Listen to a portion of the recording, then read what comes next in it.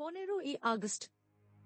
এই দিনটি শুধু একটি তারিখ নয়, এটি আমাদের দেশের গর্ব, আত্মত্যাগ এবং সংগ্রামের প্রতীক। 1947 সালের এই দিনে বহু ত্যাগ ও রক্তক্ষয়ের বিনিময়ে আমরা পেয়েছিলাম স্বাধীনতা। মহাত্মা গান্ধী, নেতাজি সুভাষচন্দ্র বসু, ভগৎ সিং, ক্ষুদিরাম বসু, চন্দ্রশেখর আজাদ, এদের মতো অসংখ্য বীর সন্তান তাদের জীবন উৎসর্গ করেছিলেন আমাদের মুক্তির জন্য। আজকের দিন আমাদের মনে করিয়ে দেয়, স্বাধীনতা কেবল অধিকার নয়, এটি দায়িত্ব বটে। আমাদের দেশের উন্নতি, ঐক্য এবং সমৃদ্ধির জন্য আমাদের প্রত্যেককে নিজের কর্তব্য পালন করতে হবে।